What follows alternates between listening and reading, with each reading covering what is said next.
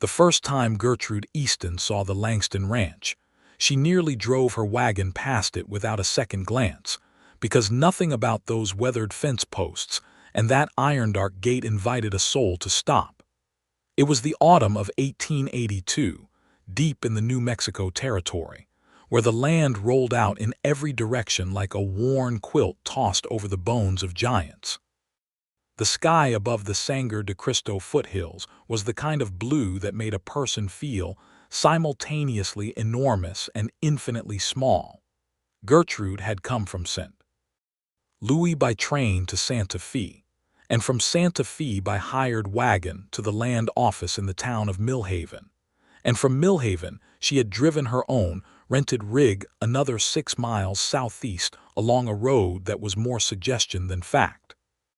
She was 28 years old, recently widowed by a husband whose dying had not been entirely a tragedy, and she had $40, a surveying sketch, a deed application, and the kind of quiet determination that people who have survived hard years tend to carry in their spines rather than their voices. The Langston property sat on the east side of a long, grassy draw that funneled water southward toward the Mora River. It was 320 acres of well-kept fence lines and absolutely no human warmth.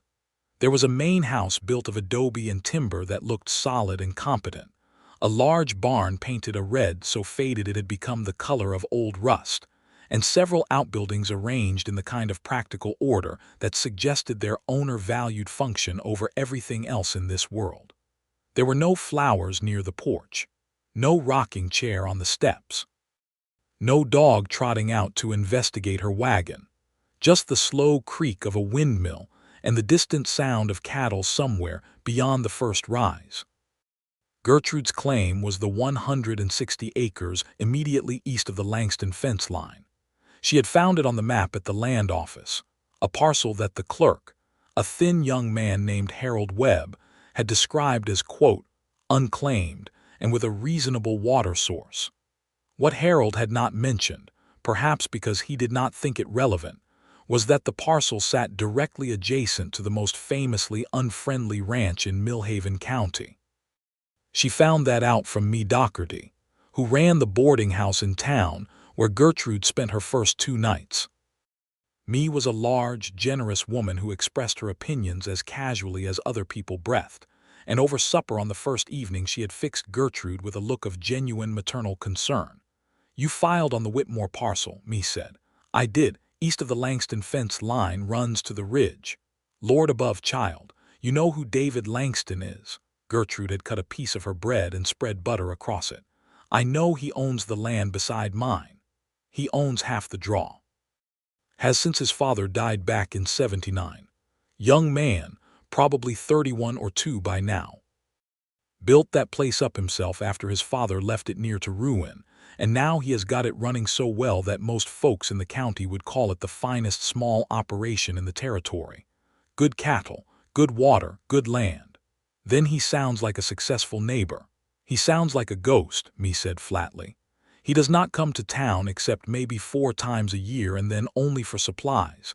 He does not attend church, does not attend the harvest social, does not attend anything. Goes to Millhaven, gets what he needs, comes back, and the gate is shut before you can say good morning.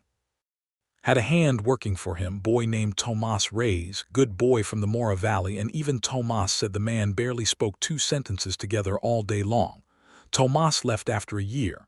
Now Langston runs the whole place alone. Why does he live that way?" Me was quiet for a moment, refilling her coffee. "His wife died," she said at last. "Clara Langston. She was from back east, came out here as a young bride maybe 6 years ago. She was lovely. Everyone liked her.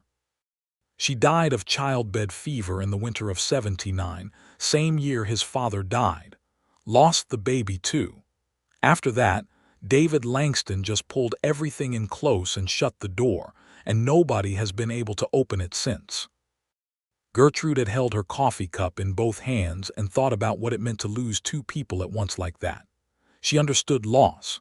She understood the impulse to pull things in close. She did not, however, understand how a person survived by shutting the world entirely out, because she had tried it herself after her husband Edmund died in April, and she had lasted approximately 3 weeks before the silence had driven her to the train station and then west. "I will be a good neighbor," she told me. "I will not bother him unnecessarily." Me had shaken her head with the expression of a woman who has seen the young and the optimistic collide with immovable objects before. "He will not want a neighbor at all, but I suppose nobody gets to choose." Gertrude drove out to her claim the following morning with a surveyor's assistant named Old Pete Canby, who was 60 years old and moved like a man who had been partially reassembled after an incident, and together they walked the perimeter of the 160 acres and confirmed where her boundaries fell. The land was good, not as developed as Langston's side, but the bones of it were strong. There was a seasonal stream that ran along the eastern edge, and a natural spring about 40 yards inside her northern boundary, which was more water than most people had any right to expect in the New Mexico Territory in 1882. There were stands of cottonwood along the creek bed, and a rise in the middle of the property, where the ground was level enough to build on. She filed her homestead claim that same afternoon under the Homestead Act of 1862, which still held in the territories, meaning she was required to live on the land for 5 years and improve it before she could claim full title. She had enough money to build a small structure, buy the basic tools, and get herself through winter if she was careful.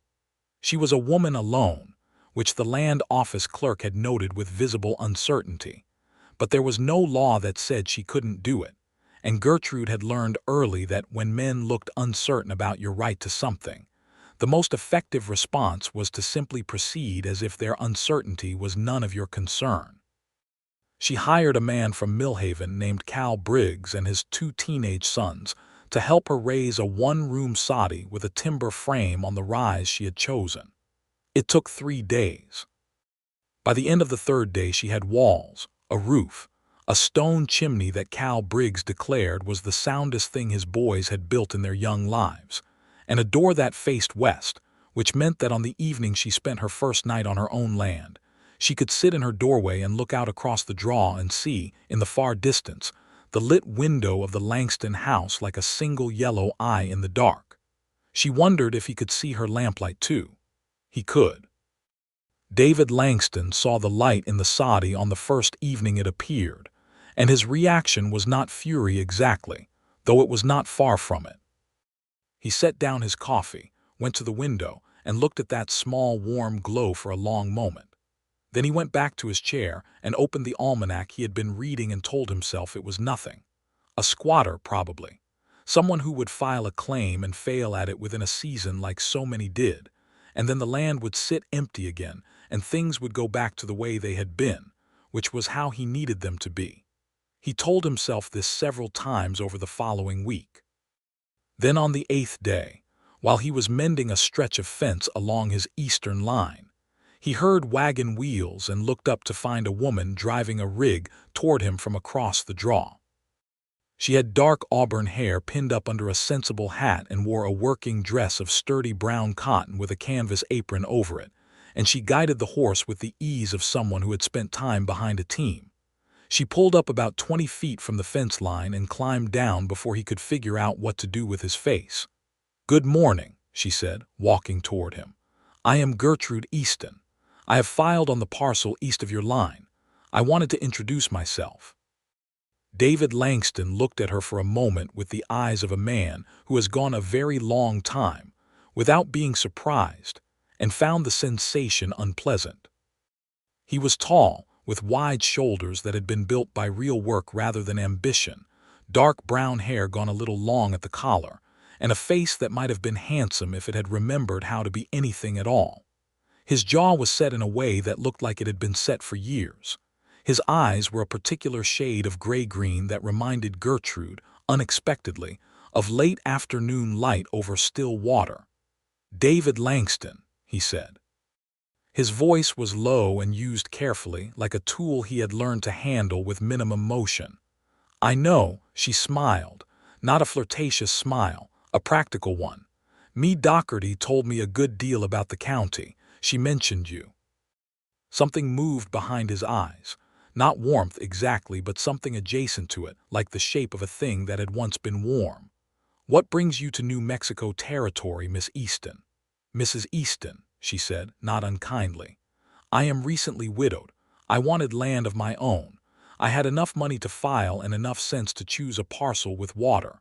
She nodded toward the spring on her northern edge, which was visible from where they stood.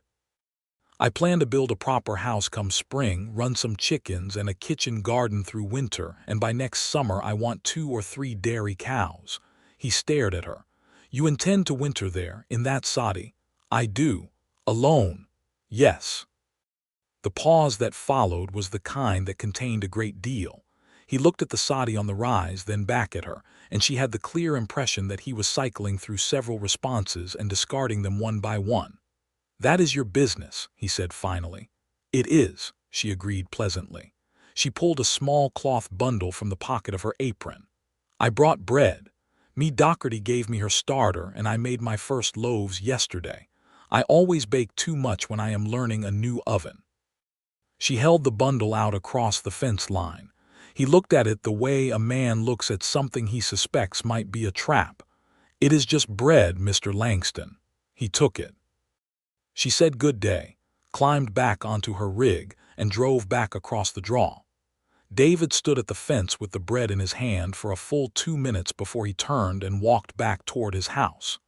That evening he ate a slice of it with his supper, and it was the best bread he had tasted in 3 years, which made him angrier than almost anything had in recent memory, because he did not know what to do with that fact. The first week of October brought a cold snap that was nothing compared to what winter would eventually deliver, but that served as a useful notice from the territory that it did not care about anyone's comfort.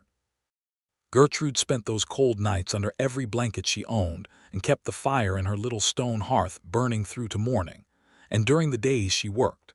She dug out the area around her spring and built a simple rock basin to keep the water accessible even in a hard freeze. She cut and stacked the wood she had bought in Millhaven. She put down a root cellar using techniques she had read about in a farming pamphlet from the agricultural college in Missouri. She planted winter wheat in a small strip along the south wall of the soddy, where it would get the most sun. She also, twice more in that first week, drove her wagon along the perimeter of her claim and happened to pass along the eastern side of Langston's fence line, where he could see her from the high pasture where he worked his cattle. She did not stop and she did not wave.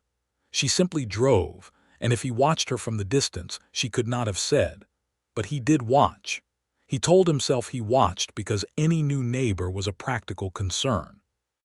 That was sensible and reasonable, and had nothing to do with the fact that she moved with a kind of purposeful energy that he found difficult to look away from. On the 15th of October, he rode the fence line to repair a post that the previous week's wind had loosened, and he discovered while doing so that the drainage ditch along her northern boundary had been dug too shallow. It would flood in a heavy rain and send water directly toward her spring basin, muddying it and potentially collapsing the rocks she had stacked. He stood and looked at it for a while. It was not his land. It was not his problem. He rode on. He came back the next morning with a spade. He was deepening the ditch when she came out of the soddy, walked the 100 yards to where he was working, and stood looking at him with an expression he couldn't quite read. "You didn't have to do this," she said. "The runoff would have damaged your spring basin." He did not stop digging. "I know, I was planning to correct it. It needs to be done before the rains come." She was quiet for a moment. "Would you like some coffee while you work? I have a pot on." He said nothing for long enough that she had begun to turn back toward the house. "Thank you," he said. She stopped. "Yes, thank you." She brought the coffee out in 2 tin mugs and sat on a nearby rock while he finished the ditch, and they did not talk very much, but the silence between them was not as hostile as it might have been. When he was done and the ditch was right, he drank his coffee standing up, looking out across her land. "You chose well," he said, meaning the parcel. "I thought so." She looked out with him. "Your place is the finest in the county from what I can see." "Who told you that?" Me Doherty again. She is extremely forthcoming. Something happened at the corner of his mouth. It was almost a smile. It was so close to a smile that Gertrude catalogued it carefully and saved it for later, the way you save something rare and uncertain when you are not sure you will ever see it again. Me Doherty has an opinion about everything in a 40-mile radius, he said. She said the same about you. He looked at her then, really looked at her, and she met it steadily. There was something happening in his expression that he was working hard to keep contained, the way you hold down a lid on a pot that wants to boil over. Then he handed her back the mug, touched the brim of his hat, and went back to his horse.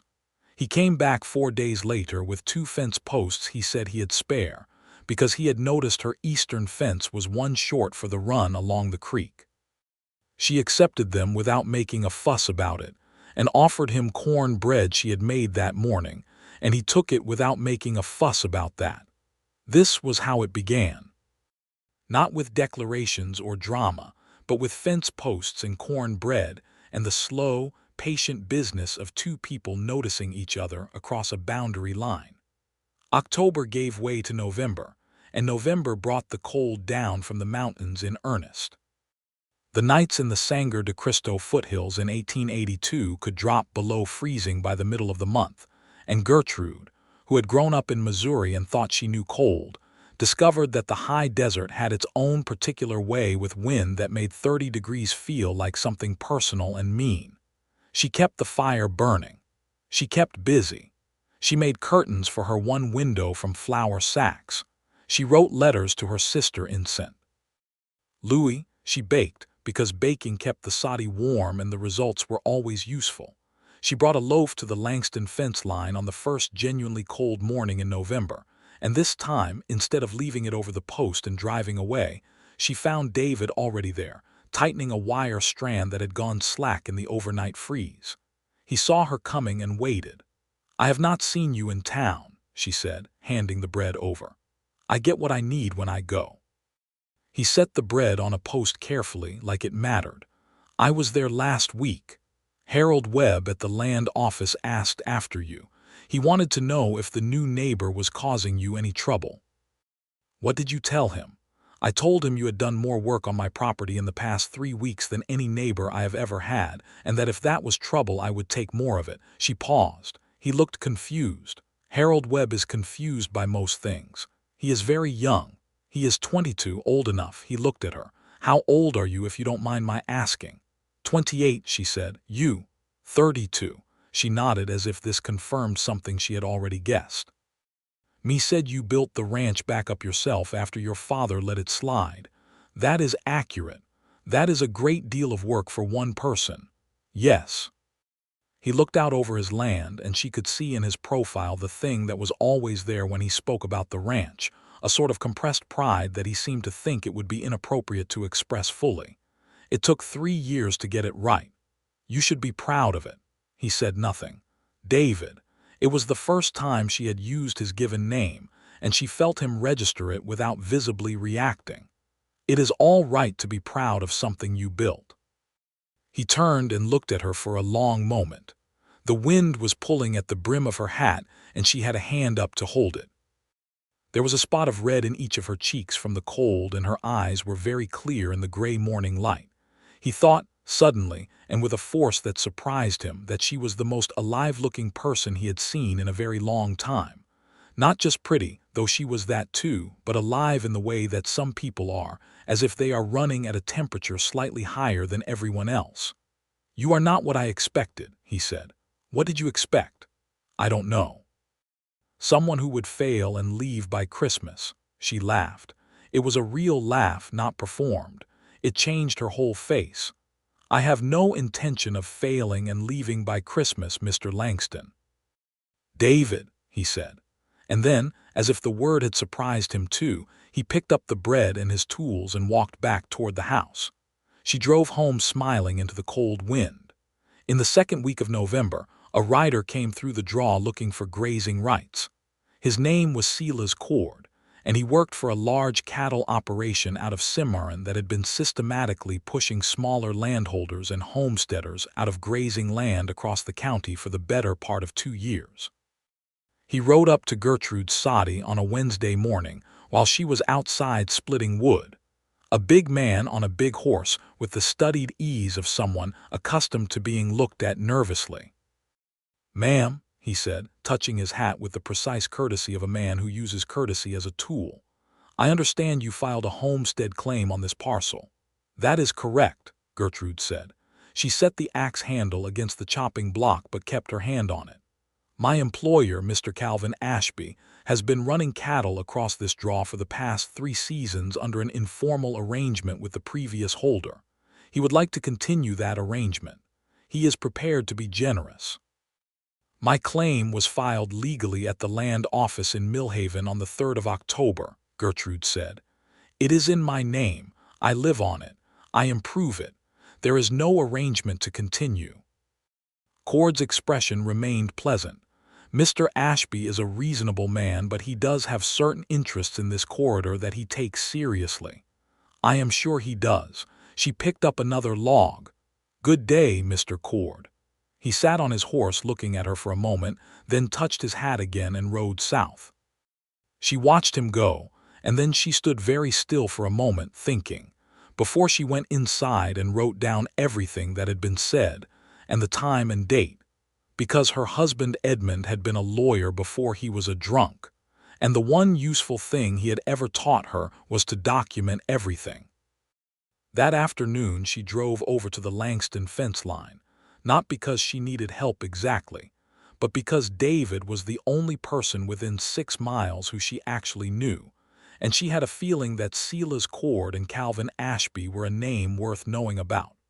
She found David in his barn, working on a harness. He listened to her account of the morning's visit without interrupting, his hands still moving on the leather, his expression getting progressively more still, which she was beginning to understand was his version of concern. "Ashby," he said when she was done. "You know him." "I know of him. He ran 3 families off claims east of here 2 years ago. One family, the Garcias, had been on that land for 20 years under Mexican land grant, but the paperwork was contested and Ashby had a lawyer." He set down the harness. "Did Cord make any explicit threats?" "No, he was very polite. That was actually more unsettling than a threat would have been." David looked at her steadily. "You documented it, first thing I did." Something shifted in his expression. Not quite a smile, but something warmer. "Good." He thought for a moment. "Ashby doesn't have any legal standing to your parcel. Your claim is valid. Your residency is established. You're improving the land. He'll try to make it inconvenient rather than legal." "What does inconvenient look like?" "Minor harassments, cattle run through your fence, water source interfered with, things that are hard to prove but cost you time and money and nerve." He paused. "He usually does it until people give up." "I see." She looked at him calmly. "Well, I'm not particularly good at giving up. I have noticed." "Will he bother you as well?" "He tried 3 years ago. I persuaded him to leave my property alone." He said this in a tone that did not elaborate, and she decided not to ask. "If Cord comes back, I would appreciate knowing I could send word to you." "You don't need to send word," David said. He looked slightly uncomfortable saying it, as if generosity was a garment he had not worn in a while and was not sure still fit. "If you see Cord or any of Ashby's men on your land, you ride over. I will come." "Thank you, David."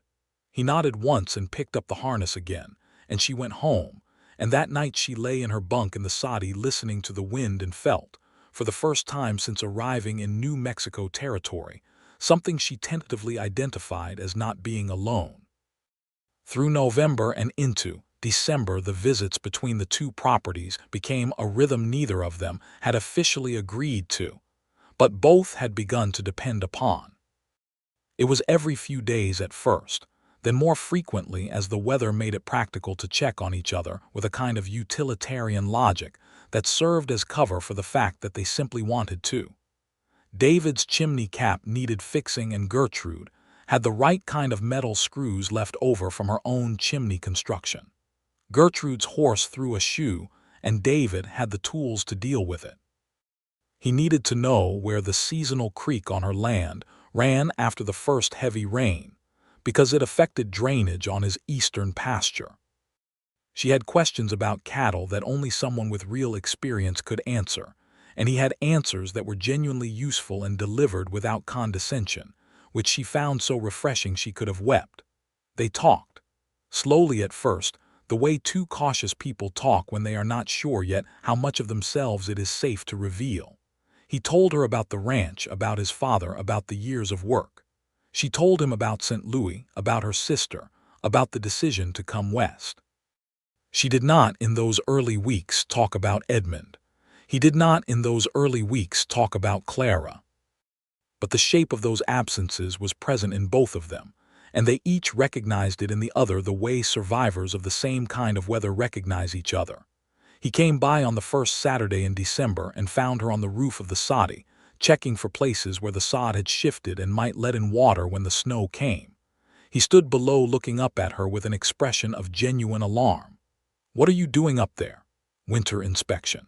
She pressed down a loose edge of sod carefully. "If this shifts any more it will leak. You could have fallen." "I haven't fallen." She looked down at him. The drop was only about 8 feet, but his face had that contained alarm look. "Do you want to come up and help?" "Get down from there, I'll go up." "You don't know what to look for." "Then tell me from the ground." She laughed. "David, I climbed trees taller than this when I was 9 years old. That is not reassuring." She checked the last section and climbed down the short ladder she had propped against the wall with a composure that made him close his mouth on whatever he had been about to say next. She brushed the dirt from her hands and looked at him. He was standing close, closer than he usually stood, and she realized he had moved toward the ladder when she had started to descend, as if he had intended to catch her if she fell. Something warm moved through her chest at that. "Would you like to stay for supper?" she said. "I have a rabbit stew on." The pause before he answered was shorter than it would have been 6 weeks ago. "Yes," he said. He stayed for supper, and then he stayed while the fire burned low and the wind picked up outside, and they talked about the winter ahead. She told him about her plan to expand the garden in spring, about the specific varieties of vegetables that she had read did well at this altitude. He told her about the water rights situation on the Mora River, which was becoming contentious as more ranchers pushed into the area.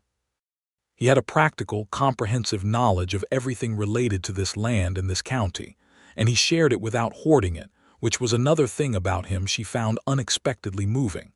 She noticed at some point in the evening that he had stopped editing himself quite so carefully. He laughed once, a short, real sound at something she said about Harold Webb at the land office, and then looked faintly startled by it, as if the sound had caught him off guard.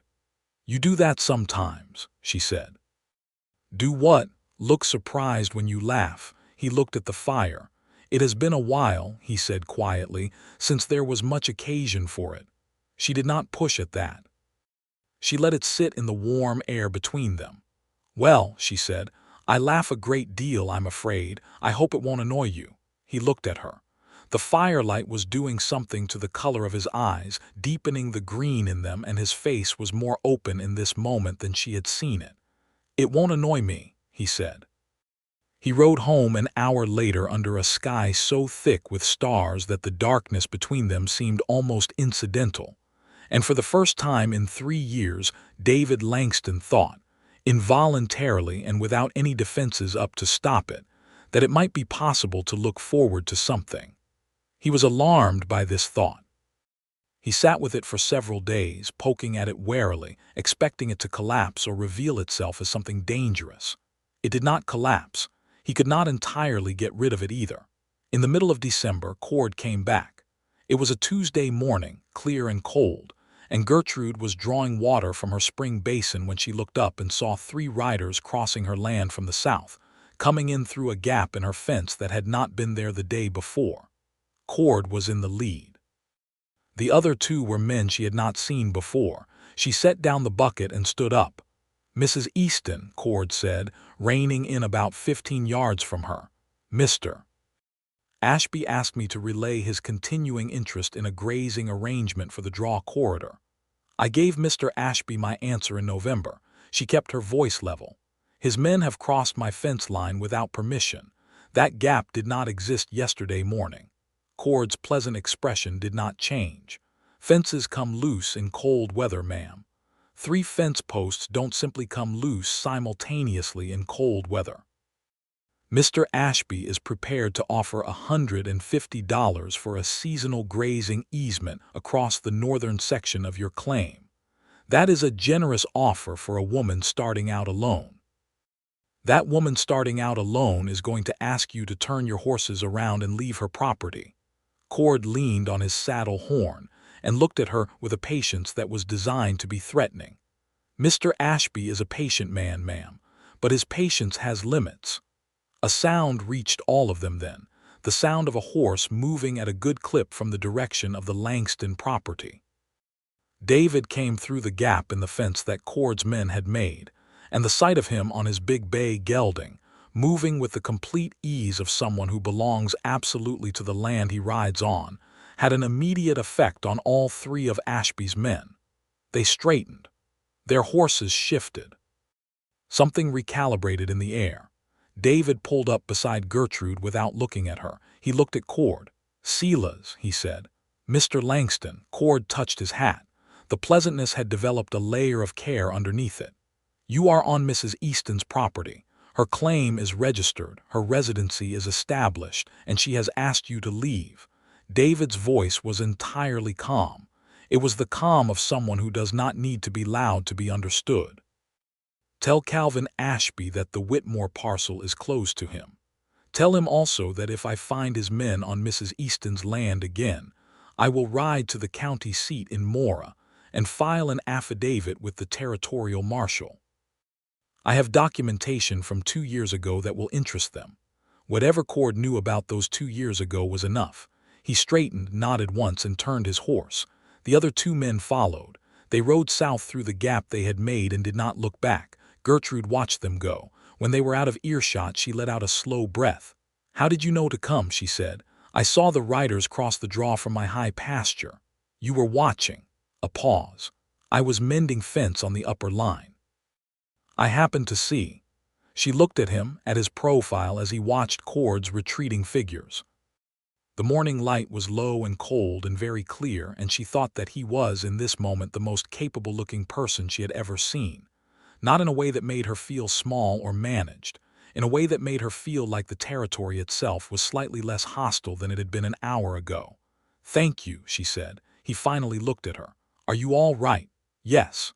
They didn't know. They were very polite about being threatening. She looked at the gap in her fence. "Will you help me fix that?" "Yes." He dismounted.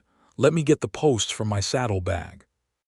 They fixed the fence together, working side by side in the cold, and when it was done they stood and looked at it with the particular quiet satisfaction of people who have just made something right, and then they looked at each other, and the look went on longer than it needed to for a fence-line conversation. "You came fast," she said. "Yes. You did not have to do that." "You are my neighbor," he said simply, and then, as if the words were only the outside surface of something much larger and more complicated, he added, "And you are my friend." The word landed in her chest like something she hadn't known she was waiting for. "I am," she said, "and you are mine." Christmas of 1882 passed quietly. Gertrude drove to Millhaven on Christmas Eve and attended the church service, and had supper with me, Docherty, and several of the town's families. She brought David a small gift the following morning, a copy of a James Fenimore Cooper novel she had found at the general store, and he stood on his porch looking at it with the careful expression he wore when something had gotten past his guard. He had gotten something for her too, which appeared to cost him some internal struggle to produce. It was a pair of leather-work gloves, the best quality, the kind made to last actual winters rather than just look capable. She pulled them on immediately and they fit perfectly, which meant he had been paying attention to her hands, and the thought of that made her face do something she had to look away to hide. "They are perfect," she said. Your hands, he said, slightly awkwardly. You work with your hands a great deal. The cold is hard on them. Yes. She kept her eyes on the gloves, turning her hands over. Yes, it is. Thank you, David. He invited her inside for coffee, and this was the first time she had been inside the main house. It was clean, meticulously so, and sparse in the way of a space that has been designed entirely for function. But here and there she saw things that told a quieter story. A quilt folded over the back of a chair that was too carefully made to have been his own work. A small painted vase on the windowsill, empty now, that was the only decorative object in the room. A woman's hand in things that had been there long enough to become part of the landscape of the house, but that he had clearly not removed, because removing them would have been its own kind of violence. She did not comment on any of it. She drank her coffee and listened to him talk about the spring calving schedule and felt the ease between them like something physical, a warmth that had nothing to do with the fire. January arrived with the full weight of itself. The temperature dropped to levels that made outdoor work a strategic rather than routine exercise, and both properties battened down for the serious part of winter. Gertrude's soddy was warm and well-built, and she had laid in enough wood and provisions to manage comfortably. But the days were long and the nights were longer, and the silence of the high desert in January was the kind that got inside your head. David came by twice a week without fail. Not every day, not so regularly as to seem like anything other than practical consideration, but consistently enough that she had begun to plan around it. And when the days came that he did not appear, she found herself at the window at intervals, looking out across the draw. She was honest with herself about what that meant. She had been honest with herself about the direction of her feelings for several weeks, had catalogued them and examined them, and decided that they were real and not foolish, and not merely the product of isolation. She was also honest with herself about the fact that David was not there yet, or rather that he was there in some way he had not yet permitted himself to fully acknowledge, and that pushing would be the worst thing she could do. So she did not push. She baked. She worked.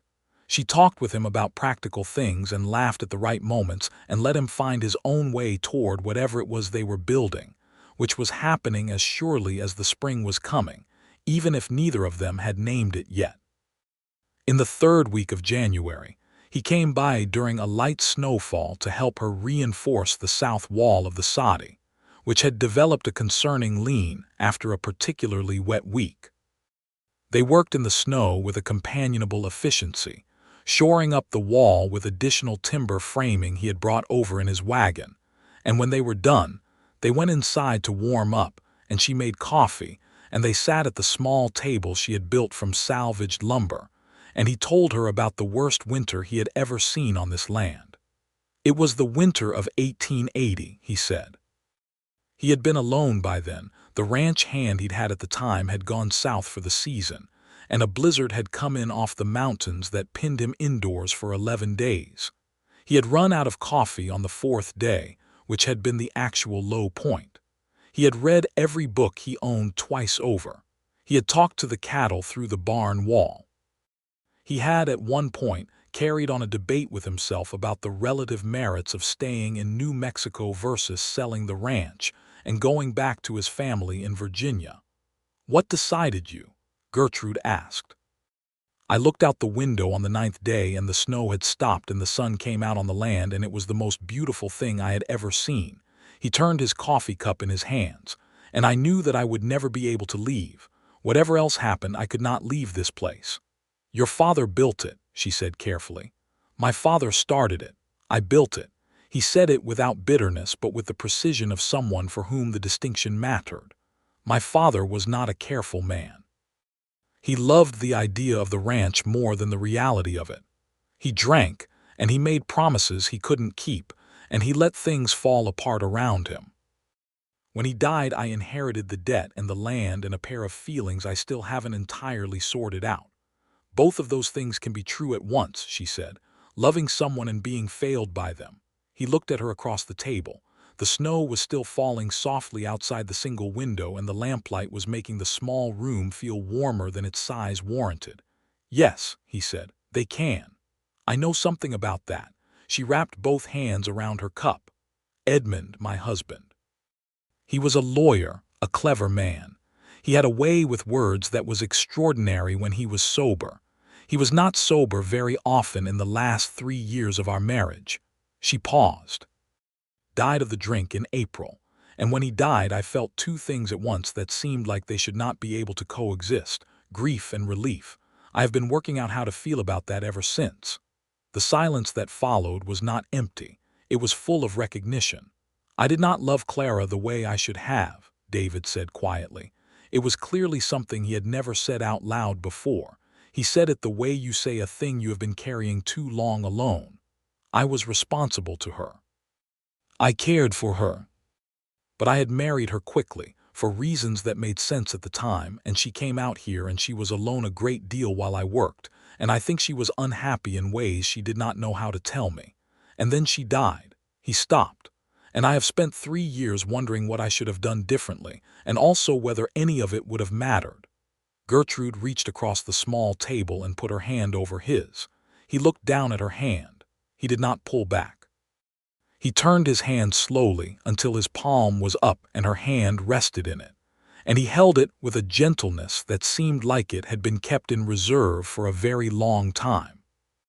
They sat like that until the coffee was cold, talking and then not talking and then talking again, and the snow outside sealed them gently into the warmth of the room while the afternoon went to early dark. He left before supper, but at the door he stopped and turned back to look at her, and the look on his face was one she had not seen from him before. It was unguarded. The careful blankness he carried like a second skin was gone, and what was underneath it was something that made her breath move differently. "Gertrude," he said, and then seemed to realize he had nothing specific to follow it with, because the whole point was simply the saying of her name. "Yes," she said. "I'll come by Thursday," he said. She smiled. "I know." He nodded once and went out into the snow. February was when everything changed, though Gertrude could not have pointed to a single moment and said there, "That was the moment," because it did not happen in a moment. It happened in the accumulation of moments, the way a river is made not by one rain but by all the rains that have ever fallen on the land above it. He was there more and more. He found reasons, which both of them understood were partly real and partly not, to be at her fence line or on her property most days. She found reasons of her own. When she went to Millhaven for supplies, she brought things back for him without being asked. The particular coffee he liked that the general store only sometimes had, a newspaper from Santa Fe that he would never have thought to look for himself. He brought her things too, not just practical things, but things that showed he had been paying attention to who she was. A book of botanical illustrations from a box of donated books at the church, because she had mentioned once that she had always wanted to know the proper names of the wildflowers on the ridge. A length of blue cotton from the dry goods store because she had said, weeks ago, that she needed to make a new dress and blue was her preferred color. She made the dress in February evenings, sewing by lamplight, and the first time she wore it when he came to call, he stood in her doorway and said nothing for just long enough that she understood everything she needed to understand. "You made it," he said. "From the fabric you brought, yes. It suits you." She let him stand in the doorway a moment longer and then said, "Come in, David, before we let all the warm air out." And he came in. And that evening they sat by the fire and she read to him from the botanical book, and he looked at her in the lamplight with an expression that made her feel seen in a way she could not remember feeling before. Seen completely and without judgment. Seen the way you are seen by someone who has been paying attention for months and has decided that what they see is good. In the first week of March he kissed her. It happened in the most ordinary way imaginable, which was somehow more right than anything dramatic would have been. They had been looking at the spring together, discussing whether the rock basin needed expanding before the spring rains increased the flow, and the discussion had wound down naturally, and they had been standing close in the way they sometimes stood now, close enough to feel the warmth off each other's coats, and he had turned to say something about the eastern berm and looked at her and stopped. She looked back. He put his hand against her face very carefully, as if she might be something that could be frightened off, and she leaned into it, and then he kissed her, gently and with a great deal of feeling that had been a long time building, and it lasted a while, and when it was over they stayed close together with their foreheads almost touching and the spring running quietly beside them. "I have been working up to that for some time," he said. "I know," she said. "I have been very patient." He laughed, a full real sound, and the sound of it was so unexpected and so good that she started laughing too, and they stood by the spring in the early March sun laughing together, and it was one of the finest moments either of them had experienced in a very long time. He asked her formally to marry him in April, which was less dramatic than February had been and more practical, which was entirely in keeping with who he was. He came to the soddy on a Sunday morning when the apple green of the new spring was showing on the cottonwood branches, and the meadowlarks were back from wherever meadowlarks went in winter, and he had clearly been composing what he intended to say for some time, because it came out with the careful precision of a speech that has been rehearsed internally many times. He said that he understood they had not known each other very long by most measures. He said that, in his experience, the time a thing took to be understood was not always the measure of how true it was. He said that he had not expected to find himself in this situation again, and that for a long time he had not believed it possible, but that she had come over that fence line with her bread and her practicality and her laugh and her courage, and had made him reconsider several things he had thought were settled, and that he would like, if she was willing, to spend the rest of his life reconsidering things alongside her. He said it all without quite meeting her eyes, and then met her eyes and waited. She said yes. He let out a breath that she suspected he had been holding since before he arrived. They were married in June, at the Millhaven church, on a warm blue morning when the entire draw was deep in its summer green. It was a small wedding by the standards of the town, but Mee Docherty was there, weeping with the satisfied energy of a woman who has seen a thing go right that she helped set in motion. And Harold Webb came from the land office and stood through the whole ceremony looking as though he did not quite understand what had happened but was glad of it. And old Pete Canby was there too, cleaned up remarkably well, and a handful of the town families who had come to know Gertrude in the past months. Tomas Reyes, the former ranch hand who had left David's employ 2 years earlier, heard about the wedding and rode in from the Mora Valley specifically to attend, which moved David more than he had expected. Tomas was a short, energetic man of 26 with an expressive face and a ready laugh who embraced David in the churchyard and said something in Spanish that Gertrude did not catch, but that made David grip the man's shoulders hard. They moved Gertrude's belongings into the main house that same week. She was meticulous about not overwhelming the space with herself, but over the following weeks the house changed in small ways that were entirely right. The empty vase on the windowsill had flowers in it by the end of the first month, wild flowers from the ridge above the draw, the kinds whose names they had learned together from the botanical book. The spare room that had been a storage room was cleaned and organized and made ready for whatever it would be needed for. Her books filled the shelf beside his.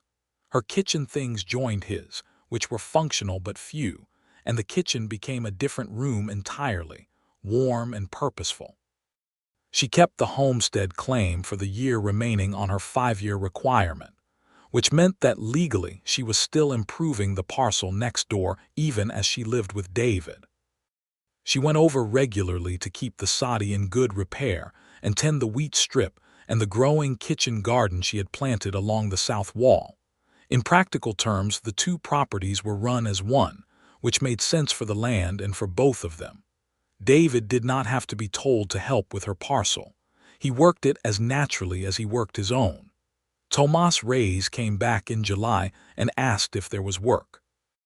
David hired him without hesitation, and Gertrude, who had watched Tomas and David together at the wedding and understood immediately what that friendship meant to both of them, was glad. The ranch ran better with 3 people who all knew what they were doing, and Tomas brought back some of the ease and motion that a working property needed: a voice in the yard, boots on the porch, the sound of someone whistling over at the barn in the early morning. Calvin Ashby sent no more riders. David had made good on his word and filed the affidavit with the territorial marshal in Mora, and whatever was in that document, it was apparently sufficient deterrence, because Ashby's operation moved its pressure elsewhere in the county. Gertrude heard from me Doherty that fall that a family named Pittman had been pushed off a claim north of Cimarron, and she spent a cold, angry afternoon writing a detailed letter to the territorial commissioner in Santa Fe describing Ashby's pattern of behavior and citing 3 specific incidents she knew of. She signed it with her full name and her address and sent it by the Millhaven Post. She never received a direct response, but the following spring she heard that Ashby's operation had been formally investigated, which was not quite justice, but was at least the noise of justice warming up. The summer of 1883 was a good one. The rains came in at the right intervals. The cattle thrived. Gertrude's kitchen garden produced abundantly enough that she began selling surplus vegetables to me Doherty's boarding house, which brought in a small additional income and made me extremely happy. The wheat on the Soddy parcel was the best she had managed, coming in full and even, and she and David cut it together in August with Tomas helping, and the 3 of them stood in the field at the end of the last day, hot and covered in chaff, and drank water from the spring and looked at what they had done, and the feeling among them was uncomplicated and good.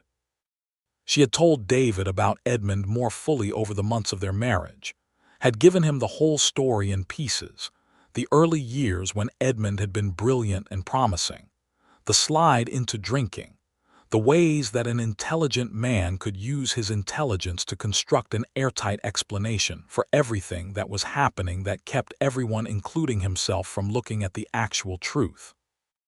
David had listened to all of it the way he listened to everything, with complete attention and without the impulse to rush in and fix what could not be fixed.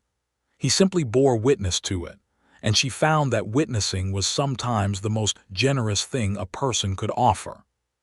He told her more about Clara, too, in those months. He told her that Clara had been kind and that he had genuinely tried to make her happy, but that the ranch had consumed him in those years. The desperate work of building it back up had left very little room for anything else, and he had not understood until it was too late how much she had needed him to be present in ways that had nothing to do with the land. He had learned something from that, he said. He understood now that a life needed tending in the same way a ranch did, that you could not simply assume the important things were surviving. You had to check on them. You had to show up. He showed up. Every day, in the 1,000 small ways that constitute the actual interior of a life. He brought her coffee in the morning before she was fully awake, which was the most effective form of courtship she had ever experienced. He remembered things she had said weeks ago and brought them back at the right moment. He held her hand when they walked the fence lines in the evening, which was something she had not expected from him, and which moved her every time. This man who had been so closed and so armored against the world, reaching for her hand as naturally as reaching for a door he knew would be open. In September of 1883, she told him she was expecting a child. He received this news in a way that she had thought about carefully beforehand and braced for with some anxiety, because she knew what he had lost in 1879 and knew that this news would carry shadows alongside its light. She told him in the kitchen in the morning, with the coffee still hot, because she thought the ordinary setting might help. He went very still when she said it. The stillness was different from his usual contained quiet. It was the stillness of a person standing in the middle of a large feeling trying to find the ground. "David," she said carefully. He looked at her. His eyes were bright in a way that was not entirely dry. Are you certain? Yes, me Doherty confirmed it. She is the closest thing to a doctor's opinion I have access to until I can get to Santa Fe. We'll go to Santa Fe, he said immediately. There is a doctor there I know of, a good one. I want you seen by someone proper. In a month or two, there's no urgency yet. She watched him. Are you all right? He got up from the table and came to her and put his arms around her very carefully, as if she were something he needed to hold without breaking, and she felt him breathe against her hair. I am, he said, I am all right. A pause. Are you frightened? A little, yes. I will not leave your side, he said. And she knew that he was speaking to more than just the practical question of the pregnancy. He was making a larger promise than that, one that covered everything he had learned and everything he meant to do differently. She held on to him in the warm kitchen while the September sun came through the window over the sink, and the meadowlark sang in the cottonwoods, and the ranch went about its morning business around them, and she thought that this was what she had come west to find, not the land, though she loved the land, but this. This particular morning and this particular man and the life that had grown between them from a loaf of bread and a dug drainage ditch and the persistent, stubborn insistence on showing up. They drove to Santa Fe in October, a 3-day trip each way, and the doctor, whose name was Dr. Arthur Ellison, was indeed good. He confirmed everything me had said, established that Gertrude was healthy and the pregnancy was progressing well, and gave her a list of sensible recommendations that she tucked into her bag and later pinned to the wall above the kitchen window where she could see it. He was also, she noticed, gratified by the obvious attentiveness of the husband who had sat in his office asking careful, informed questions about what the next several months would require. Winter again, the second winter on the property, and this one felt entirely different from the first. The soddy on her claim sat empty now except for storage. The main house was fuller and warmer, Tomas in the bunkhouse, the stove keeping the kitchen golden most of the day. Gertrude's pregnancy progressed through the winter months with the determined ordinarity of a healthy pregnancy, which is to say, there was discomfort and tiredness and certain days that were harder than others. And David managed all of this with a tenderness that she found sometimes overwhelming in the best possible way. He read to her in the evenings, which had become a habit they had started in the early months of their marriage, and which neither of them had any intention of giving up.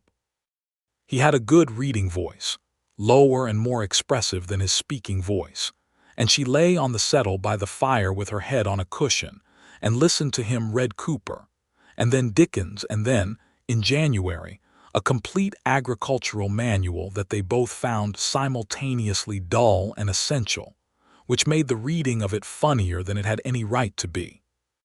Me Doherty came out from Millhaven twice a month through the pregnancy, and Gertrude understood that this was not strictly necessary, and that me simply wanted to be there, which was fine, because me's presence was like a warm fire in a drafty room, noisy and energetic and entirely welcome. The baby came in April of 1884, a boy, arriving in the main bedroom of the ranch house on a clear spring morning when the new grass on the draw was the vivid green that only happened in the brief perfect window between winter and full summer. Dr. Ellison had come out from Santa Fe 3 weeks before the expected time to be on hand, staying in the spare room, and his presence was the practical reassurance that got both David and Gertrude through the hours of waiting with their sanity intact. It was a relatively swift labor as these things went, 6 hours from the first clear sign to the end, and it was hard work, which Gertrude was honest enough to admit even as she was determined not to make a show of it. David did not leave her side. He held her hand through the worst of it and said very little but was entirely and completely there, which was exactly what she needed and what he had promised. The boy was healthy. He was loud about it too, which Dr. Ellison said was an excellent sign. He had David's gray-green eyes and Gertrude's dark auburn hair, and the general air of someone who had arrived somewhere and intended to make his presence known. They named him James Thomas Langston, the Thomas for Tomas Reyes, who stood in the doorway of the bedroom when he was allowed in and looked at the baby with an expression of such genuine wonder that Gertrude felt tears run sideways across her temple into her hair. "Tomas," David said to him, "meet James." Tomas said something in Spanish that Gertrude had now learned enough of to understand. It was, roughly, that the boy was going to be trouble, and this was meant as the highest possible compliment.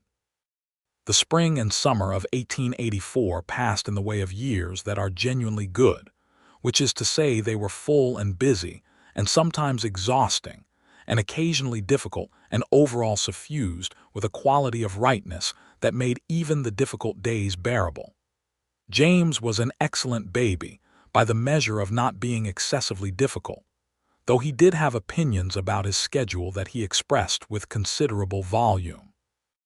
David adapted to fatherhood with the same methodical attentiveness he brought to everything, learning the particular language of James's needs with a patience and seriousness that meant by the third week he could distinguish, from a different room, the cry that meant hungry from the cry that meant objecting to the universe on philosophical grounds. Gertrude watched him with the baby in the quiet moments, the early morning when David would carry James to the kitchen while she slept an extra hour, and she would come in to find them both at the table, David drinking his coffee with one hand and holding James against his shoulder with the other, talking to him in a low voice about the cattle or the weather or the crop or whatever was on his mind. And she thought, over and over, what a thing it was to find a person who was exactly who they appeared to be.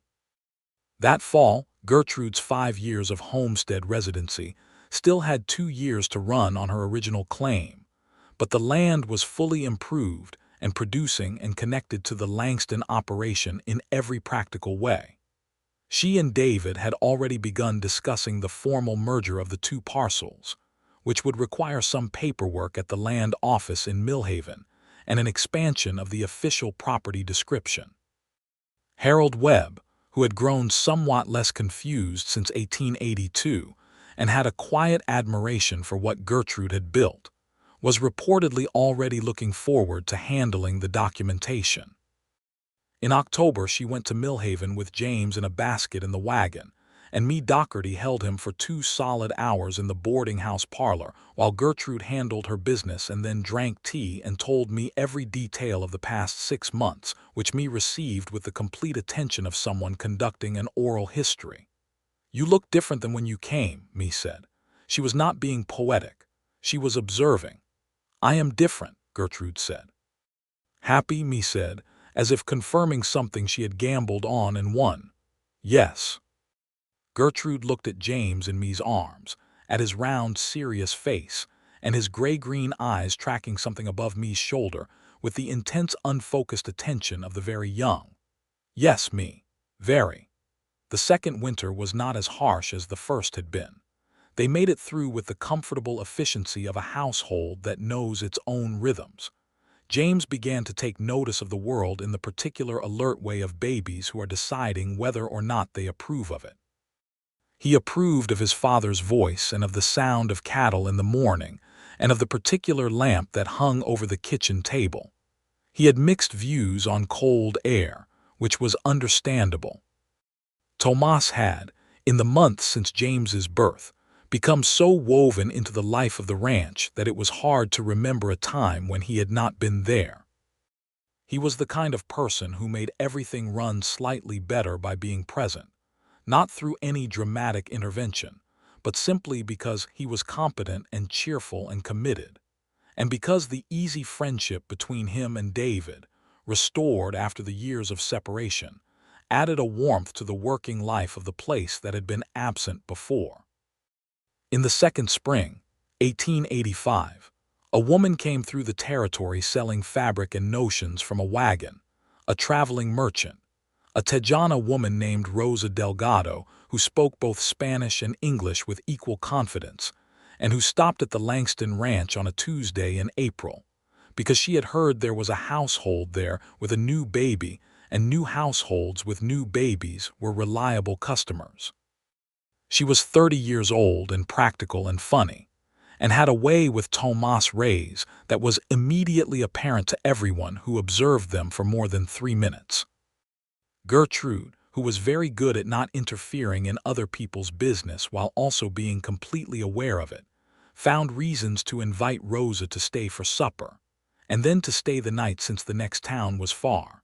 And by the following morning she had also found reason to suggest that if Rosa's circuit brought her back through in the fall, there was always room and always a welcome.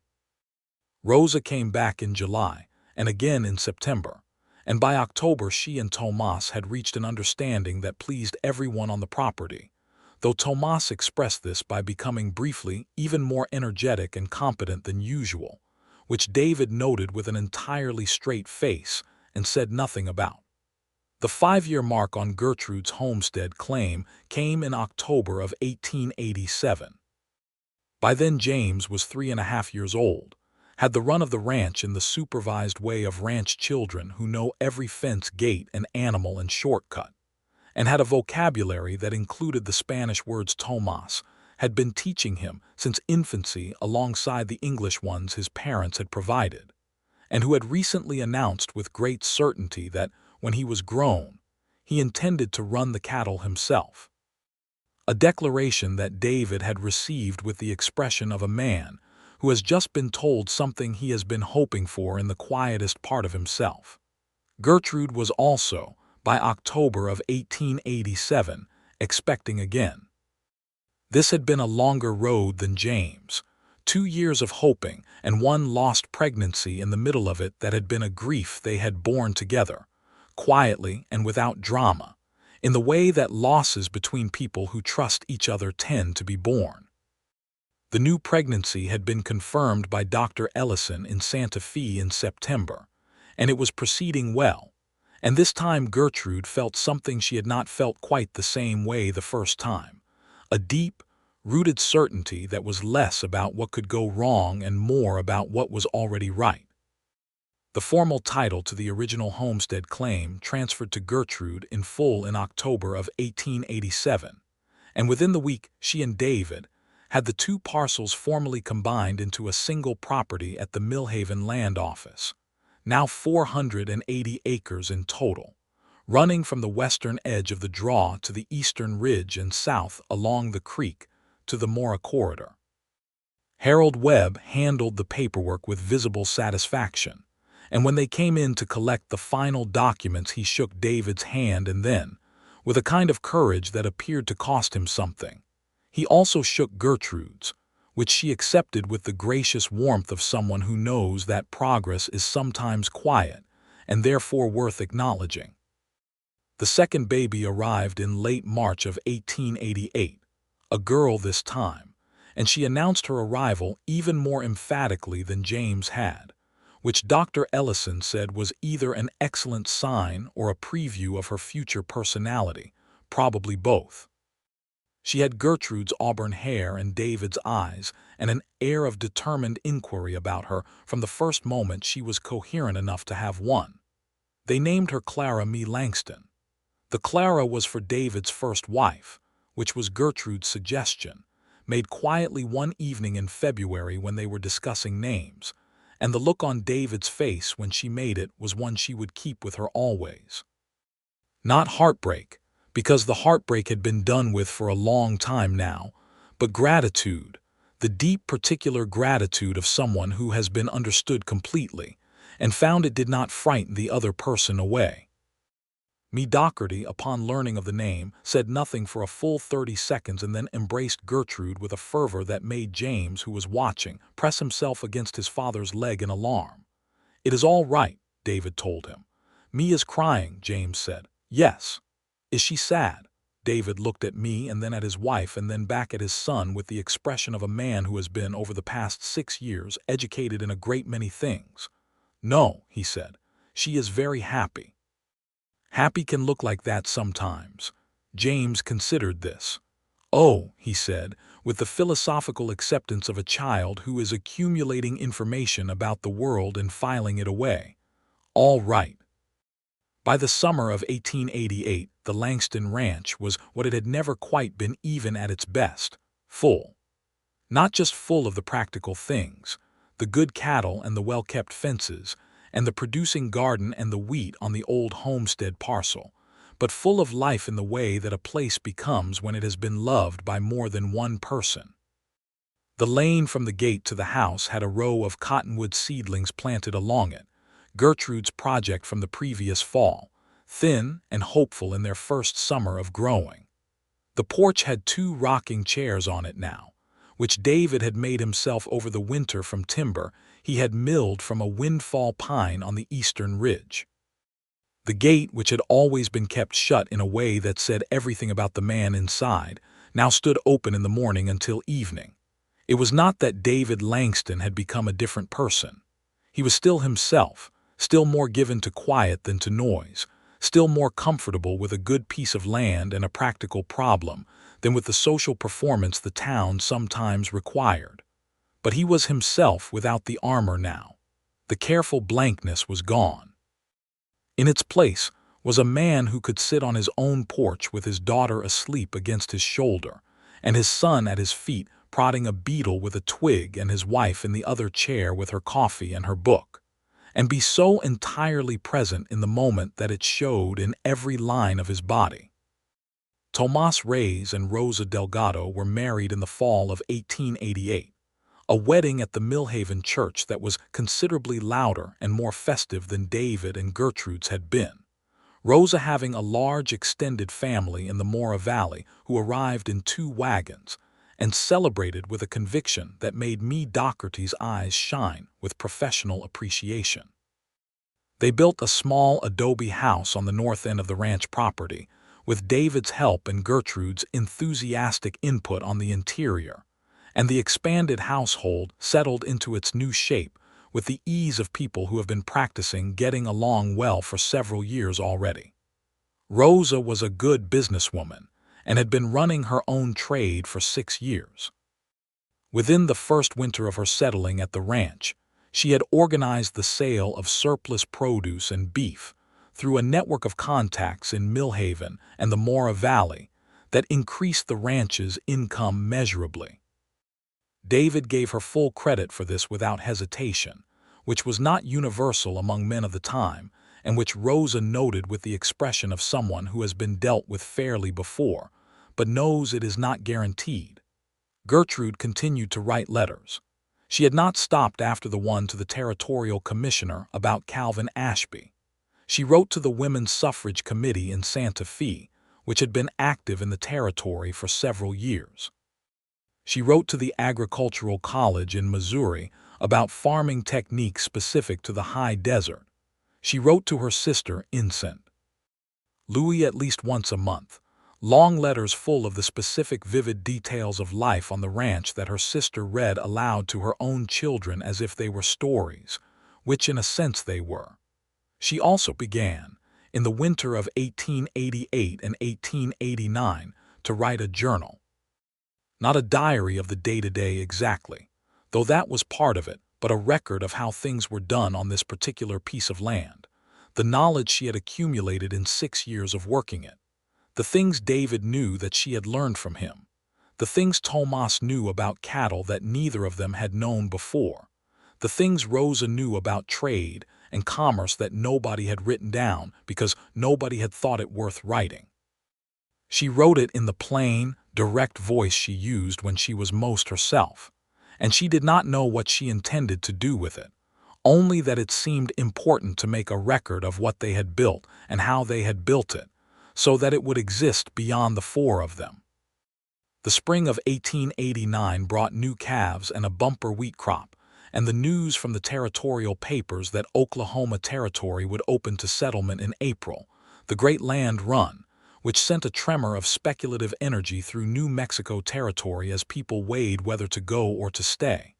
David and Gertrude discussed it once briefly. "We are not going anywhere," she said. "No," he agreed. That was the whole conversation. James turned 5 that spring and was, by universal acknowledgment, a child of remarkable self-possession and genuine curiosity, who followed his father on the ranch work with a serious attention that mirrored David's own, and who also had his mother's tendency to ask questions, until they were answered properly rather than approximately. Clara Mee was 1 year old and had a view on everything she encountered, expressed at volume and without ambiguity. The household had the quality of productive noise that tells you it is working.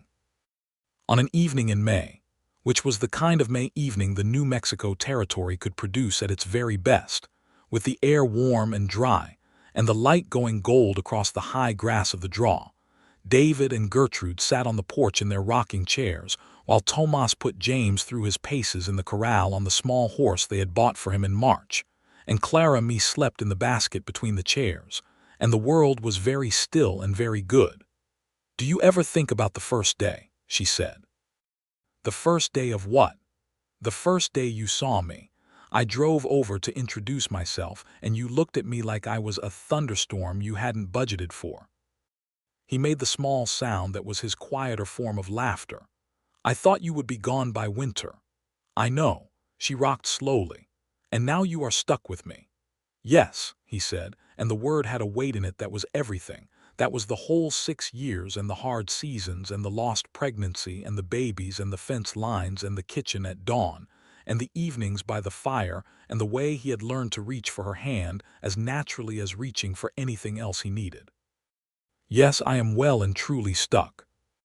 She reached across the space between the chairs and found his hand, and he held it, and they watched the light go golden over the land they had built together, and the meadowlark sang in the cottonwoods along the draw, and the cottonwood seedlings in the lane were already, this May, showing the first real growth, the roots going down into the good red earth, taking hold.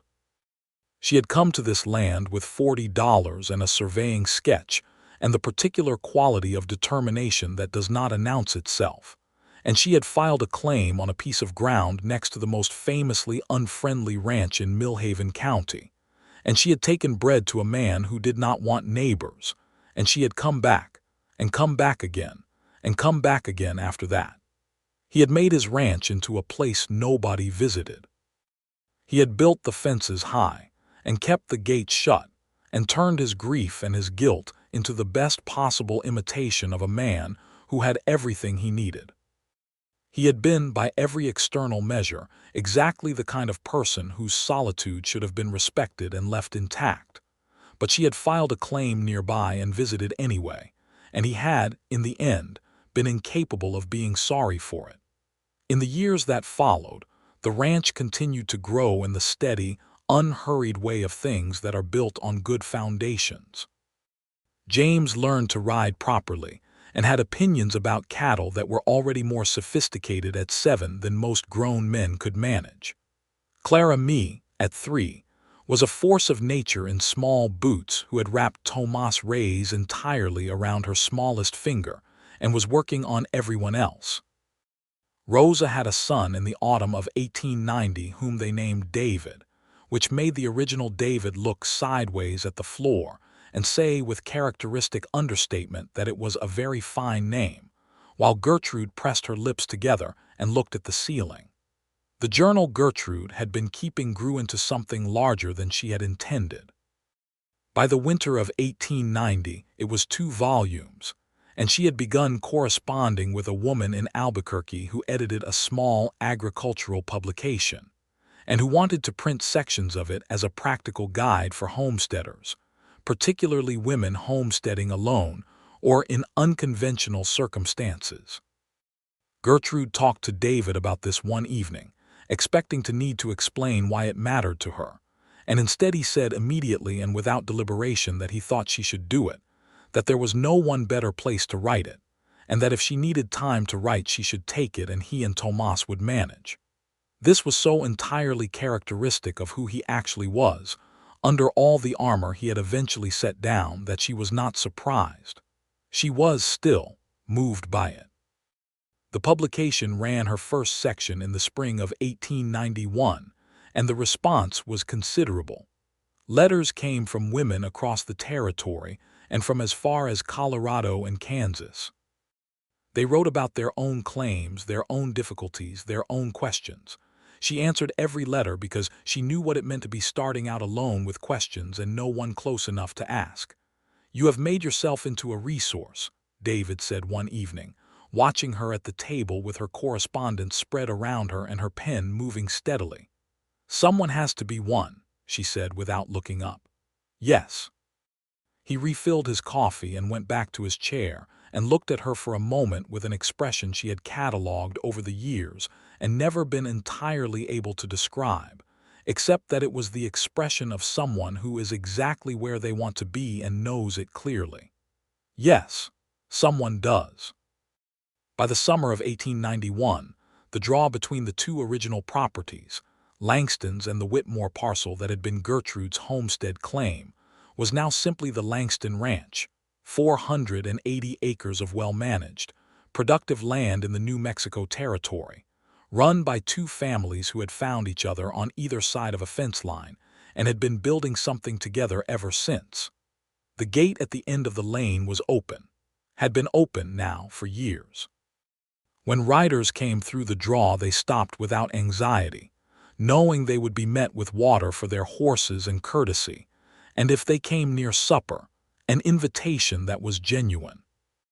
The lane with its young cottonwoods was growing year by year into what would eventually be a proper avenue of shade, though that particular gift was for future people, for James and Clara Mee and young David Rays, and whoever else might grow up on this land, people who would walk under those trees without knowing exactly how much cold ground and stubborn hope had gone into the planting of them.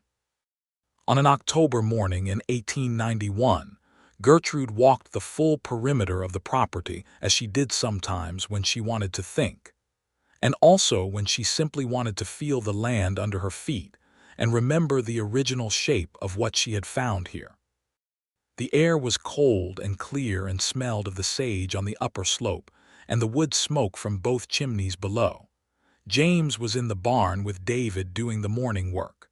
Clara Mee was with Rosa in the kitchen of the small house, conducting some important experiment with flour. The ranch was fully awake and fully itself around her. She walked the eastern fence line, the one she had first stood on the other side of when she drove over with her bread and her practical smile to introduce herself to a man who had not wanted to be introduced to. She stopped at the corner post where the old homestead boundary had been and looked west across the draw toward the main house, solid and warm against the morning sky, the smoke rising from the chimney in a long straight line in the still air. She thought about $40 and a surveying sketch. She thought about a woman alone with a rented wagon and enough determination to fill a county. She thought about a man with gray-green eyes, and a face that had forgotten how to be open, and a piece of bread that had somehow started everything.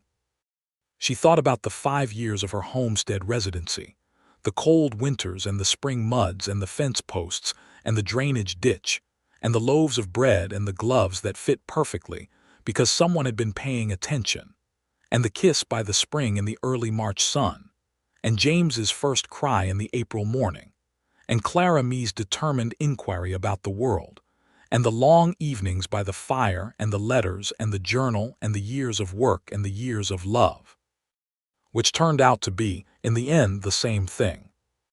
She turned and walked back down the lane toward the house, between the cottonwoods that were every year more themselves, and the morning light was gold on the grass of the draw, and the meadowlarks were singing in the last of the autumn warmth, and the gate at the end of the lane stood wide open as it always did now, and inside the house she could see, through the kitchen window, the shape of her husband moving around the room she had made warm, living the life they had built here on this land, on this good red earth together. She pushed open the gate and went home.